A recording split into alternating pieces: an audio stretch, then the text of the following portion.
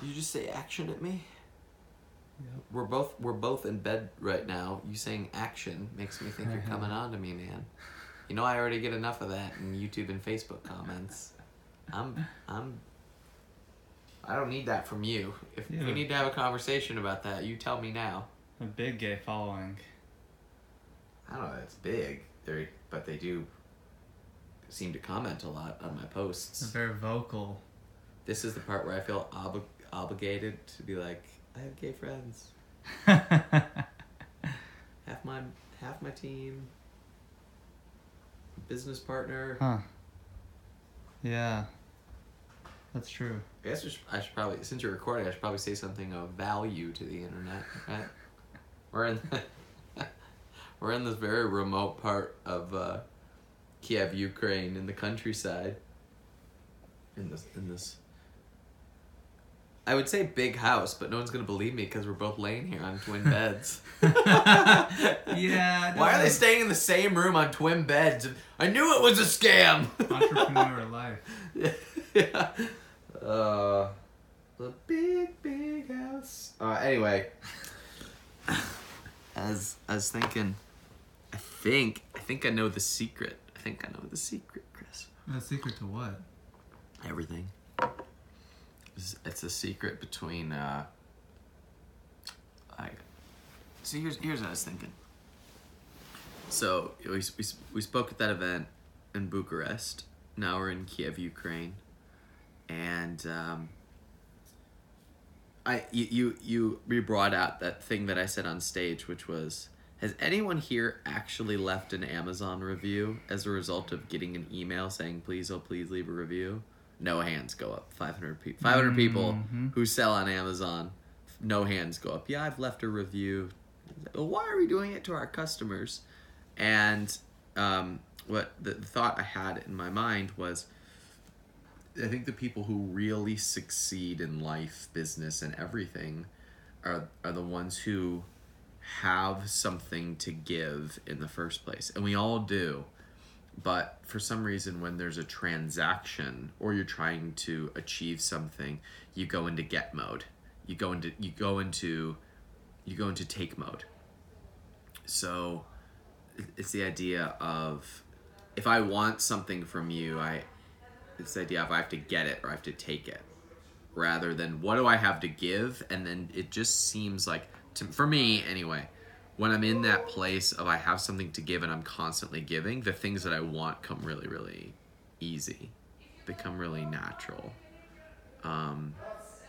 So, for example, business partners or like business contacts, the ones that I really want to meet show up really quickly and easy when I'm in that zone of creation and I'm in that zone of giving to other people. And most people, when they're starting out, they spend their time and their thought thinking about, how do I get this thing? And you don't get anything. There's always a trade. Like there's always a trade for money. There's always a trade for everything. Someone is trading their attention, or they're trading their time, or they're trading their dollars for whatever the thing is that you have. But you have to have something to give in the first place. And we all do. And if you don't know what it is, then it's the development of a skill. There's that learning process, and that requires you to give your time and attention until you are valuable enough to get whatever it is that you want. It's the idea of, like, you must be willing to give more than you receive for long enough until you have shown that you are worthy of the result. Now you can get to a certain point just by taking, but I think you always burn out. You always empty that tank. You always empty that relationship bucket. It's like if you're in a relationship and you're always saying, what do I get out of this relationship? It will end. It might not end now, it might not end tomorrow, but it will end. Because if both of you are taking, neither one of you have anything to put into the tank. You have nothing put into the thing that is the giver, the relationship.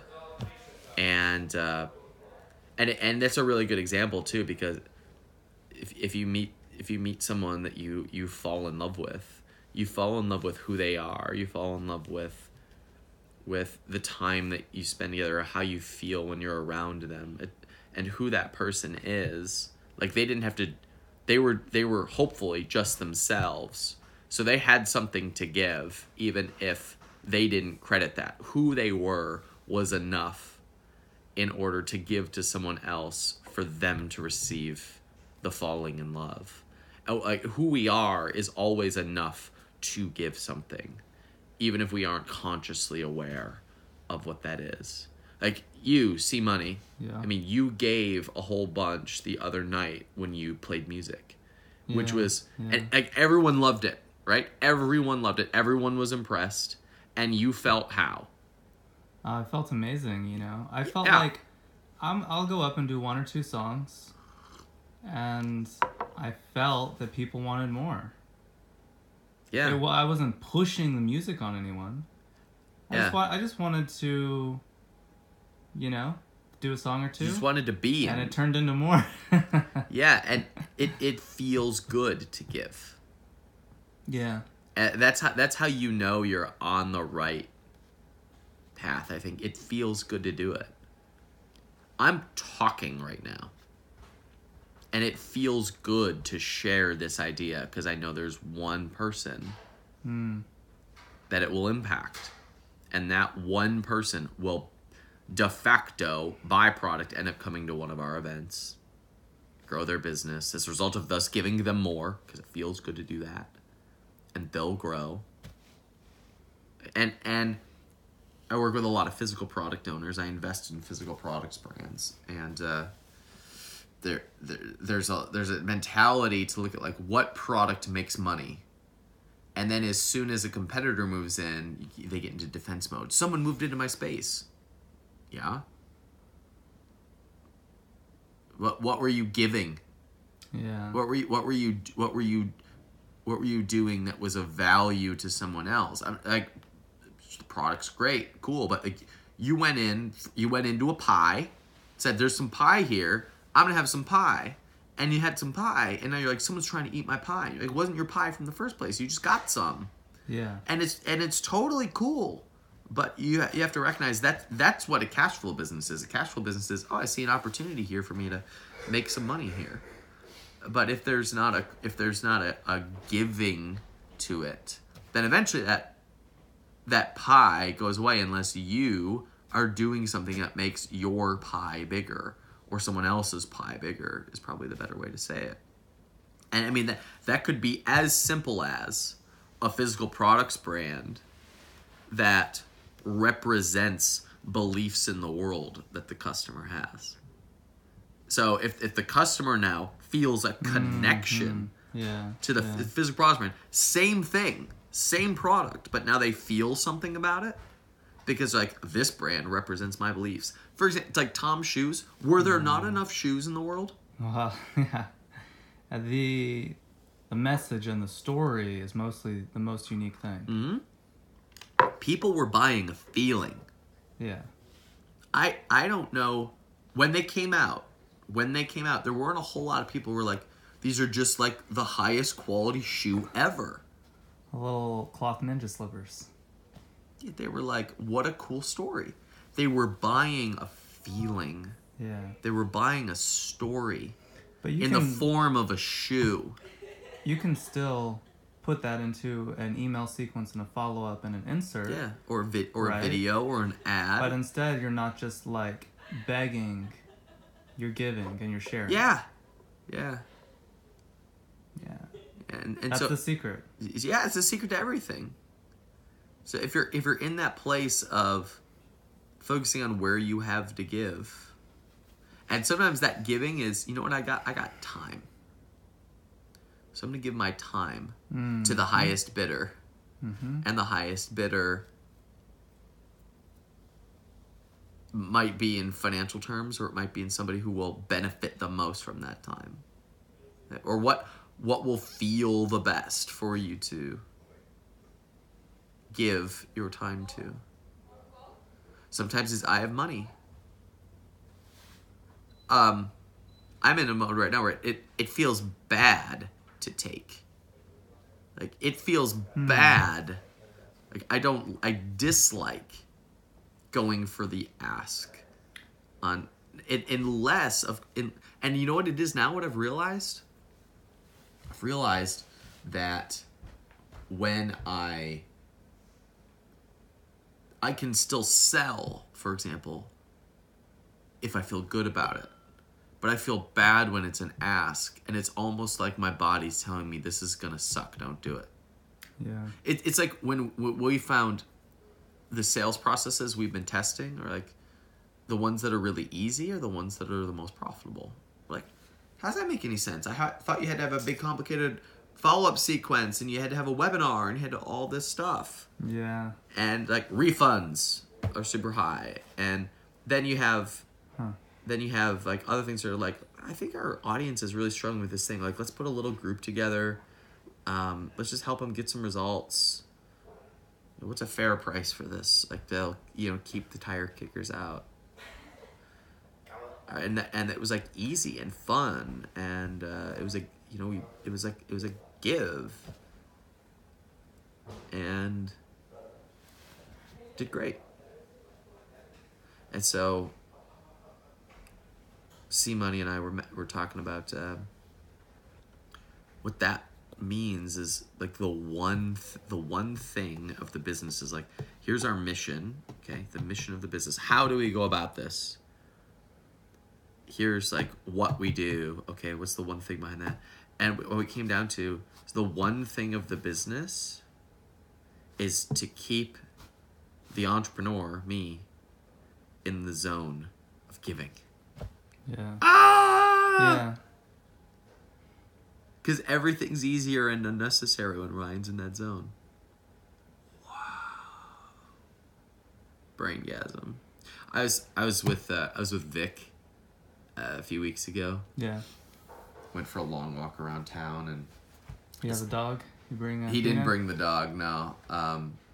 But we were go for a walk around the city, and we went back to my place, and we were on the 8th floor, and we're overlooking the river and south of the city in Austin. And this was right after you and I did that video on the couch of me licking my wounds from failure. Yeah. Right? And I was sharing a lot of it with him. And he was asking me some like helpful questions because he was on the team when we were trying to keep all that stuff together. And I said something, and I was like, oh, snap, that's it. And I said, we were talking about the tribe and how much success came out of that, and why did I like lose energy for selling that and building up this grand vision. And I was like, what made the tribe great was we didn't have a plan. I just gave. Oh, yeah, yeah. And it felt good to do that. There was no plan. And then I was like, oh, snap. There's so many success stories out of it. Yeah. So many. I didn't have a plan. I just gave. Yeah. So what if I didn't think about what the flow chart, plan, execution, monetization strategy was? And I was just like, I just give. And you don't give to I'm trying not to say takers. To get more back. Well, you give for the sake of it feels good to give. And in the marketplace, there is the idea of there's like, it feels good for me to give and to share this, and the people who will benefit the most from it will pay for that. And then and so you can still give profitably. The marketplace is a really good example of where you're giving the most value. Yeah. And then there's things like this, or the things that, I don't really, as soon as I go into that stress mode, as soon as I feel like that tension about something that I'm taking, like for example, I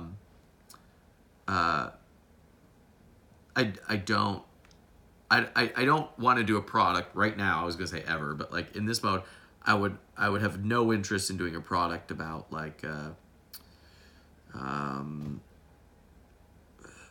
to get your first 100 Amazon reviews. I thought that's what you were gonna say. Really? But if you like ask me on a Q&A on Wine with Wyan, I'll tell you. Yeah. Like we'll do a video and I'll share it with you. I mean, we can talk about that. Like I'll give that to you, but I don't want to monetize that. Feels good to give, but as soon as I go in, if there were 1,000 people who wanted to pay $5,000 for a product that I didn't want to do, I would rather be like, let's just do it for free. If my body was like, this is a take, right, rather than a give. Does that make sense when I say that? Yeah. Are you saying because you feel like I'm just you should thinking, say yeah? I'm thinking, who's the audience you want to serve with this content? Well, that's the other thing. Like, I know you're supposed to have a target market. Because we're kind of saying here that people just pick something they think will make money instead of thinking who they want to serve and who it feels good to support. And so with our content, yep. What were you saying? We don't have a target, or you just want to speak your truth and see who listens? I hate that phrase. Speak your truth. I'm sorry. I hate that phrase. I would say we have a target with customers. Yeah. But with content, I've always taken the mode of I speak what I feel like I have to give and share, and the people who resonate with that show up. I don't know if I'm right or wrong. I know plenty of people who are more intentional about it and are way bigger than me.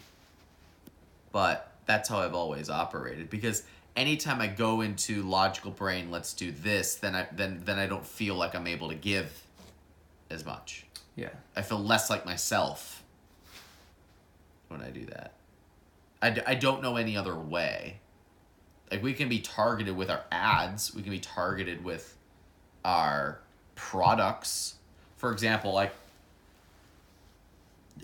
do you think that in like my career I ever thought I was going to be like an Amazon guy? I never thought that. Like, I never wanted to be an Amazon guy. I was a guy who built businesses, and I used Amazon as a mechanism. And I am an investor. Yeah. But I don't want to be the dividend guy, even though I buy a lot of dividend-paying stock. I'm going to throw up, right? So, God, man, can you imagine we started marketing me as the dividend guy. Top picks of the month. Yeah. But here's the thing. I would love to do it for free. To share that with people. Yeah. Like, I would love to tell people what I'm investing in. Yeah. And have a Procter and Gamble, Chevron, AT&T. I would love to share that stuff, and I would really love, this feels like a give, to put workshops together at my house for 12 entrepreneurs. Be like, come learn my investment strategy. I'm just going to give you everything I've learned because I see a lot of people struggle with this. It's $10,000. So, for someone who wants to go from, let's say, 100,000 to 1 million, how do they apply this if they're not in a position where they can give so much of their time away for free?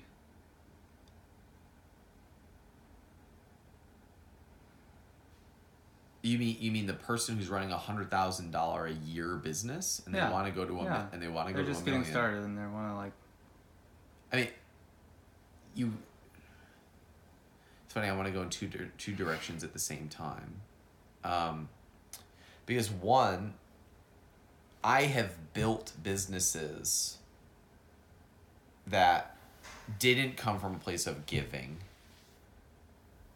knowing full well that they're a cash flow business and that's what they're there to be, so that I have cash coming in so that I can invest in other things. The mistake is when I'm going to build this and run this forever because it's a nice income stream. Yeah.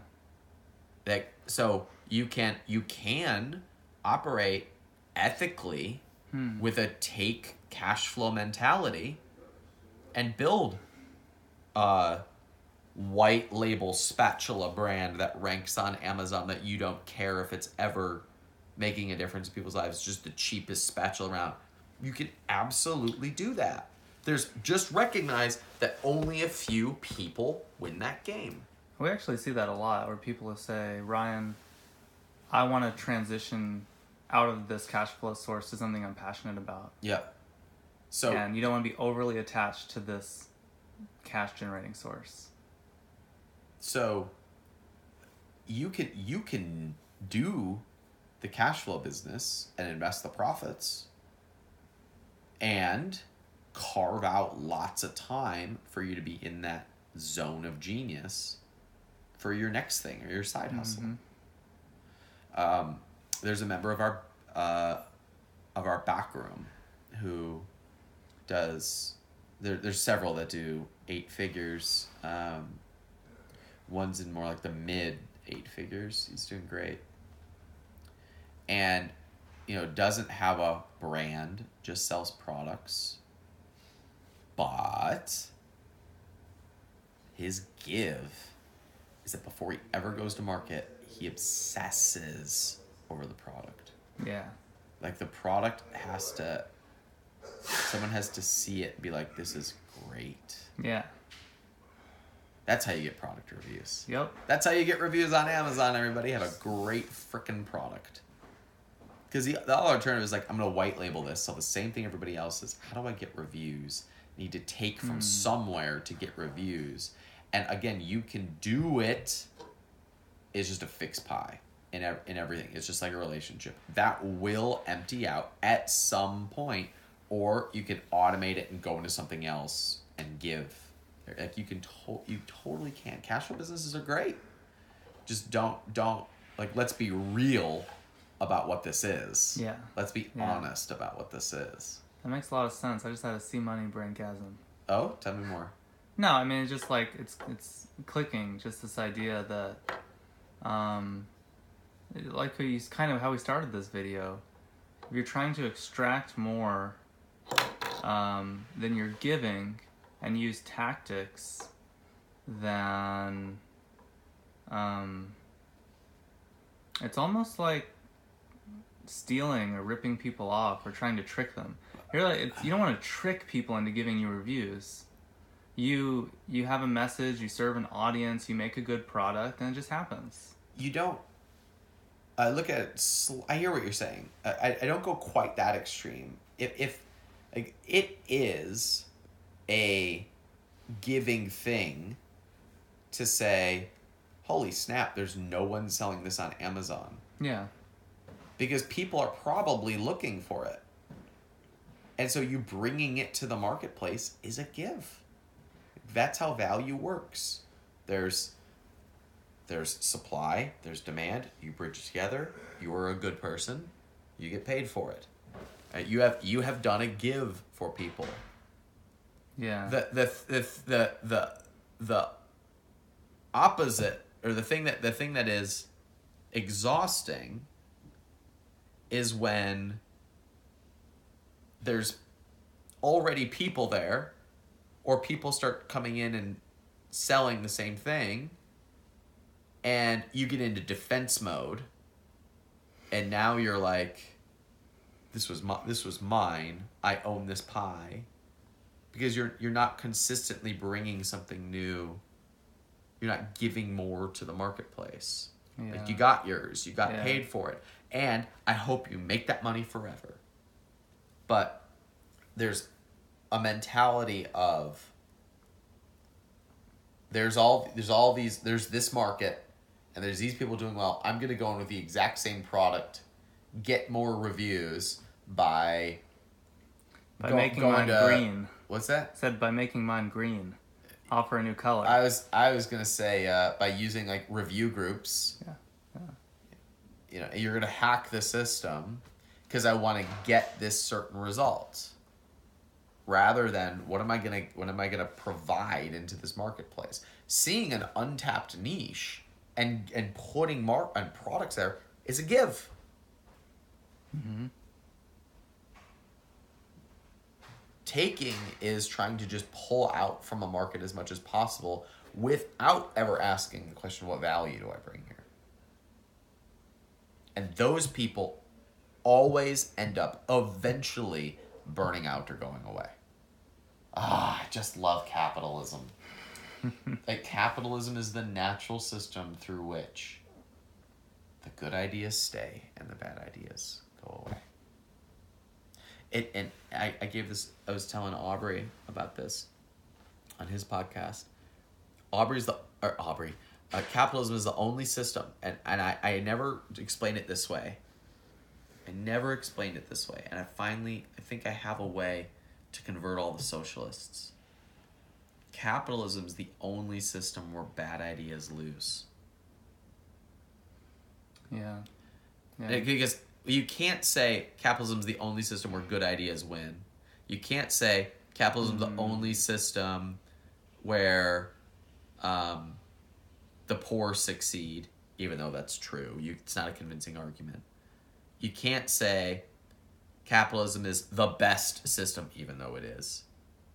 But you can say capitalism is the only system where bad ideas go away. Other systems have ideas and then they hold them. They keep them the same because it's through government. Mm-hmm. And you can eventually change an idea, except it's controlled by the system. And so people don't have a say in the bad ideas losing. And so you're stuck with a bad system unless you can theoretically create the perfect structure, which doesn't exist. Capitalism's the only system through which bad ideas go away and create room for good ideas. And the more you distort that, the more bad ideas stay. That right there is just a clip.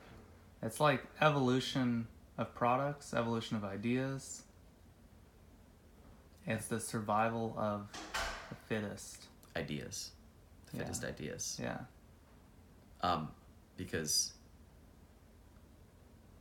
I'm always hesitant and cautious to use Darwinian language when talking about political systems, because it assumes that there's people who are going to lose and die. And so naturally you say, well, what about people who are handicapped, people who are disenfranchised, people who are orphaned? And it would be a bad idea to not take care of them. We've proven through free market principles that good ideas to take care of them come about it. You have the capital and freedom to provide solutions for them, and they exist in better variety and more customized solutions than in socialist nations. Yeah. Because in socialism, you have to. This was the problem with Obamacare, or any socialized healthcare. It wasn't that it's a bad idea to give everyone, to make sure everyone has healthcare. It's that it is fundamentally impossible to come up with a system that can be customized to every need and normalize it across different people. Yeah. It's just fundamentally an idea that doesn't work, even though we like the simplicity and the idea of healthcare being available to all. You cannot provide the same solution for everyone when everyone has different needs. That's why no one got this, and it made me it was so mad. Mitt Romney, who I regret not voting for, Mitt Romney had almost socialized healthcare in Massachusetts when he was governor. 97% of people were covered, and 62% of people liked the system. Okay, it was fair. It was fairly. Actually, it might have been higher than that. So it was fairly. They used that as a model for Obamacare, and that was the problem. It worked in Massachusetts. Yeah. That same plan, if put into Texas, good freaking luck. Good freaking luck. So it's the only system where bad ideas naturally go away, but as soon as you socialize something, as soon as you nationalize something, now you are forcing the bad ideas to stay in. They can't go away because the government has the ability to just tax more and keep the system going. Isn't this exciting? Yeah, I've never heard anyone put it that way. It totally makes sense. So, my view is I don't not want people to have access to education. I just want the bad ways in which we do education to go away. This is another great example. Like, does everyone knows college is out of date, right? Like, everyone knows the K through 12 system is like terrible. Yeah, it's like not optimal for sure. Yeah. And but there's no competition. There's no competition, and there's no freedom to explore because there has to be a baseline. Mm-hmm. For example, there was the No Child Left Behind Act thing, right? And the idea was to ensure everyone had a floor. But what it did was it brought everything else down to the floor. Yeah. It was like, this is the standard. This is what everybody has to meet. And the idea was, like, there's now a system through which all children will have the chance to learn. And I totally get it. But there's a lot of bad that comes out of that too. And there's no way to get to poop out the bad. Yep. It just stays constipated in the system. Mm. So the question of, like, is it charter schools? Is charter schools a solution? It may or may not be. It might be a solution, but you see how hard it is to change a government system here? Because we're gonna debate about. You're smiling, so you might disagree with charter schools. I might love charter schools, and now we're gonna fight over, do we get to force everybody to have charter schools or not? Yeah. That's the lack of consent is the problem. Yeah, right. With same thing with healthcare you're talking about. Yeah. So, but in capitalism, with any good, the bad ideas would go away, and you don't have the government coming in saying this is a good idea or a bad idea. And in education, like, for example, I had this debate once with my buddy James. We used to joke that he's gonna run for senator as a Democrat. I'm gonna run as a Republican. And if both parties are around, then hopefully not. And we're going to have heated debates on the Senate floor and then go have a beer and talk about how much fun it was. We used to love to have this debate. And he was saying, he said, well, what about the people in Missouri who want to teach young earth creationism in school? I say two things. One, you're only upset that they want to force it onto other children, which is government force. Yeah. So we're upset about the same thing. And number two, people who are raised, like I was, with the belief that the world is 6,000 years old under a 6-day creation. Yes, I was brought up to believe that. Believed it until my teens. They will be at a disadvantage. Mm-hmm. Now, we can be upset that those children will be at a disadvantage because they were taught something that wasn't true. And yeah, we should be upset about that, which means that the idea will go away very fast. Yeah. Yeah. And those people who were taught something bad will accelerate faster once they get into the right system. And so they'll end up being ahead of where they would have been otherwise. For example, like, I probably know more about evolution than the average, even above average,